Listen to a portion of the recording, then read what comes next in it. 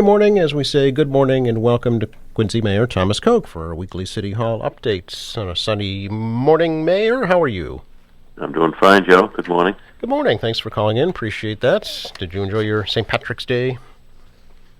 Yeah, it was quiet. I did not trek into Boston. You did not? I did not. I'm surprised. I thought you would have been at the breakfast.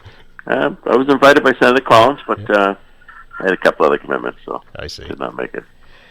Well, I appreciate I'm sure you they calling didn't miss me. I don't know about that. But they certainly had enough camaraderie to go around, that's for sure. Yeah, I heard Bilotti was on the stage, shockingly. Italian Stallion at another St. Patrick's event. That's right. Isn't everybody Irish on St. Patrick's Day? I guess that's true. I changed my name to O Catalano. There you go. Mayor, can we talk a little bit about the Abigail and John Adams statues? As you know, there's been a lot of discussion, a lot of passionate feelings about where those should be located and what is the kind of the current plan, I guess. Sure. The current plan. Well, first of all, they don't belong to the city. The statues were Lloyd Lilly was the sculptor, and the Quincy Partnership was the sponsor. They'd raised some money and paid for those statues. So the Quincy Partnership technically still has ownership of the statues, and they were working with the Park Service for a number of years to see if they could get them located, I believe, at the Birthplaces property.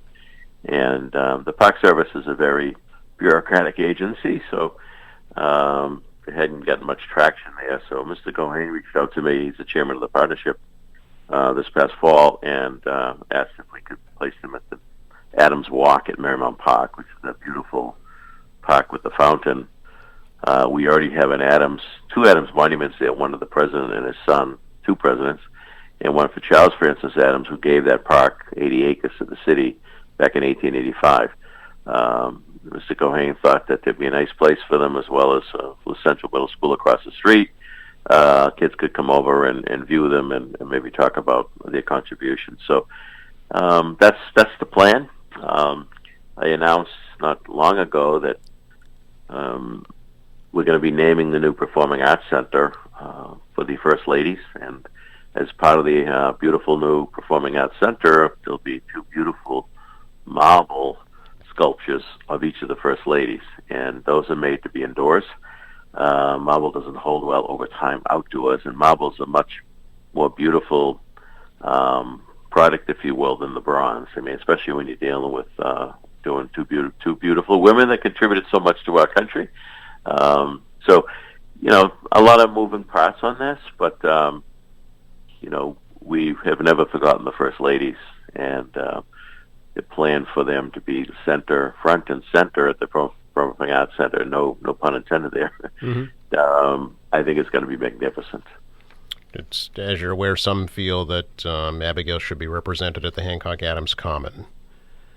Yeah, look, everyone's got opinions. I understand that, yeah. And I respect that. But the partnership opted to go a different route, mm-hmm. and I respect that. Very good. Is there any timeline for the Performing Arts Center? I know that's still kind of in the conception phase right now. It is in the conception phase, but it's actually more than the conception phase. It's going through that whole project on that corner. It's going through a very detailed, financial analysis and market condition analysis, and we're certainly getting closer to an official announcement. But yes, we're still in that phase. Very good. Mayor, we should comment, I guess, a little bit about the incident at North Quincy High School last Friday, and do you feel that was handled properly? Well, I can say this. I know that I talked to a number of different folks, and I think it was handled, according to training. I thought it was handled well. Mm-hmm. The police department and the leadership was outstanding. The staff in the school, which have been trained, did not panic. They did a great job. It's one of those unfortunate incidents. Every incident today you have to take seriously because you don't know. I thought it was handled in a very professional manner. I was in touch with the superintendent as soon as it broke, and then updates throughout the day. And again, these incidents are unfortunate. All it takes is one or two idiots, and they can shut a school down and disrupt the day in the school year, for that matter.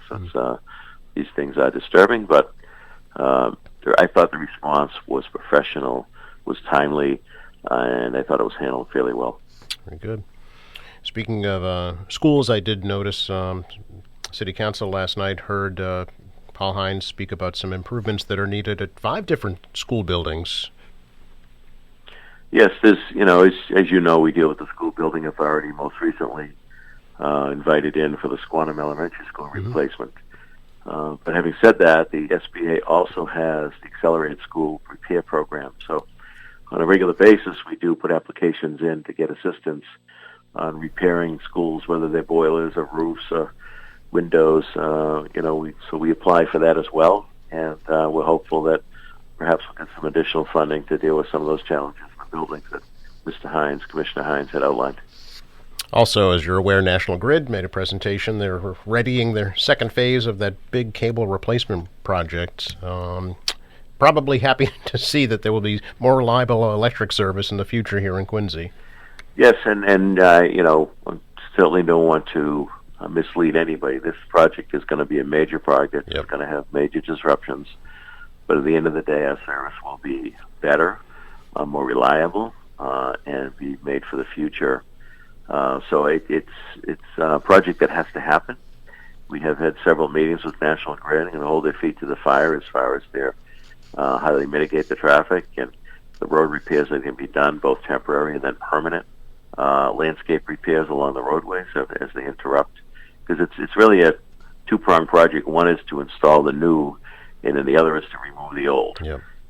The old pipe conduit system had oil in it, and it can't stay in there because the oil starts to leak over time. So it's both of those projects. So it's a major project, and it's important for our infrastructure for the next 50 to 100 years. But it's going to have some disruption, so we ask people to be patient. Yeah, it's basically the whole stretch of Newport Ave and a good portion of the Southern Artery, so two of the main thoroughfares throughout the city. Correct. Mayor, can we talk a little bit about, you may be aware of the outdoor dining permit fee proposed in the North End in Boston, but here in Quincy, not so much, right? Yeah, that's correct. I mean, we're going to make some adjustments on what we permitted. We were pretty open and loosey-goosey. I say that respectful way, so that businesses could survive. But we are going to make some adjustments on what they can and can't do. I'm not a fan of Jersey barriers in the gutter line. I think sidewalk use is fine, but we're going to be making some adjustments so that people can't just do what they want. There's going to have to be some order to it, and so we'll be making a few adjustments. But I don't anticipate us instituting a charge at all for the businesses in the city.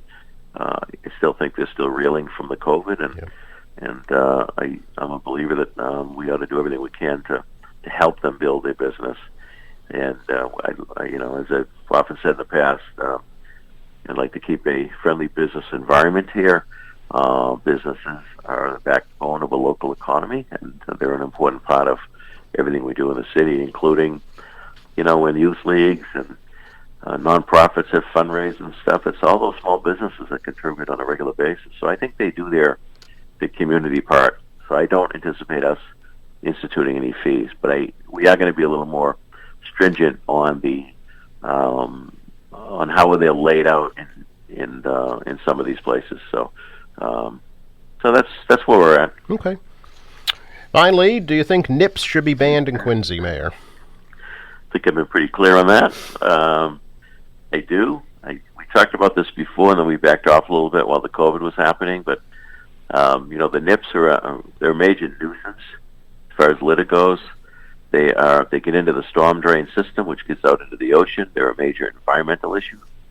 There's also the issue of people bringing nips in their pocketbooks or pockets in the restaurants, and they're augmenting their drinks with nips. And I don't think that's fair to an establishment who's held liable if somebody leaves that restaurant and they're considered intoxicated. Their license could be in jeopardy. So, I don't think that's fair to an establishment either. So I think for all the right reasons, we need to do this, and hopefully the license board will see the wisdom in it. Always appreciate your time, Mayor. Thanks, Joe. Have a great day. Thank you. You too. Bye now. Bye-bye. Quincy Mayor Thomas Koch, our weekly City Hall update here on AM Quincy.